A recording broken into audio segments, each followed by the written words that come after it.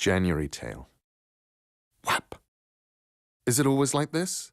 The kid seemed disoriented. He was glancing around the room, unfocused. That would get him killed if he wasn't careful. 12 tapped him on the arm. Nope, not always. If there's any trouble, it'll come from up there. He pointed to an attic door in the ceiling above them. The door was askew, and the darkness waited behind it, like an eye. The kid nodded. Then he said, "How long have we got?" "Together, maybe another 10 minutes.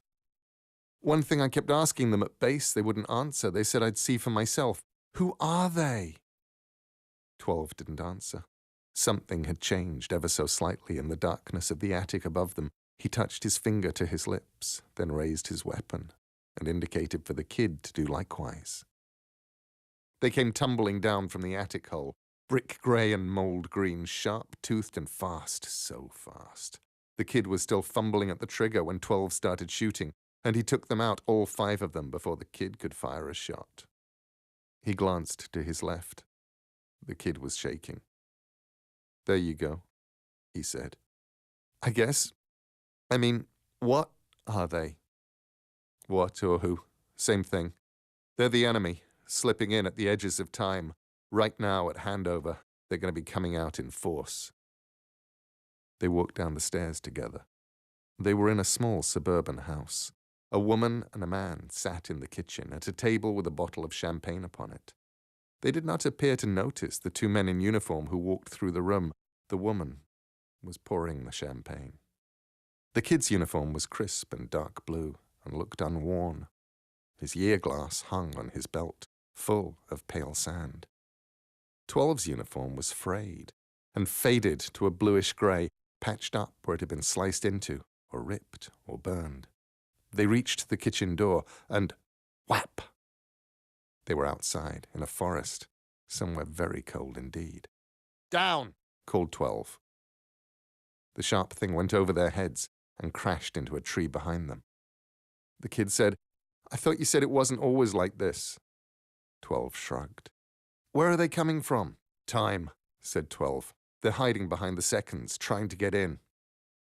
In the forest close to them, something went whumph, and a tall fir tree began to burn with a flickering copper-green flame. "Where are they?" "Above us again. They're normally above you or beneath you." They came down like sparks from a sparkler, beautiful and white and possibly slightly dangerous. The kid was getting the hang of it. This time the 2 of them fired together. "Did they brief you?" asked 12. As they landed, the sparks looked less beautiful and much more dangerous. "Not really. They just told me that it was only for a year." 12 barely paused to reload. He was grizzled and scarred. The kid looked barely old enough to pick up a weapon. "Did they tell you that a year would be a lifetime?" The kid shook his head. 12 remembered when he was a kid like this, his uniform clean and unburned. Had he ever been so fresh-faced, so innocent? He dealt with 5 of the spark demons. The kid took care of the remaining 3. "So it's a year of fighting," said the kid. "Second by second," said 12. Whap!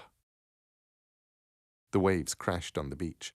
It was hot here, a southern hemisphere January. It was still night, though. Above them fireworks hung in the sky, unmoving. 12 checked his year glass. There were only a couple of grains left. He was almost done. He scanned the beach, the waves, the rocks. "I don't see it," he said. "I do," said the kid. It rose from the sea as he pointed, something huge beyond the mind's holding, all bulk and malevolent vastness, all tentacles and claws, and it roared as it rose. 12 had the rocket launcher off his back and over his shoulder. He fired it and watched as flame blossomed on the creature's body. "Biggest I've seen yet," he said. "Maybe they saved the best for last." "Hey," said the kid, "I'm only at the beginning." It came for them then. Crab claws flailing and snapping, tentacles lashing, more opening and vainly closing. They sprinted up the sandy ridge. The kid was faster than 12. He was young, but sometimes that's an advantage. 12's knee ached and he stumbled. His final grain of sand was falling through the year glass when something, a tentacle, he figured, wrapped itself around his leg, and he fell. He looked up. The kid was standing on the ridge, feet planted like they teach you in boot camp, holding a rocket launcher of unfamiliar design, something after 12's time, he assumed. He began mentally to say his goodbyes as he was hauled down the beach, sand scraping his face, and then a dull bang, and the tentacle was whipped from his leg as the creature was blown backwards into the sea. He was tumbling through the air as the final grain fell, and midnight took him. 12 opened his eyes in the place the old years go. 14 helped him down from the dais. "How'd it go?" asked 1914. She wore a floor-length white skirt and long white gloves. "They're getting more dangerous every year," said 2012. "The seconds, and the things behind them. But I like the new kid. I think he's going to do fine."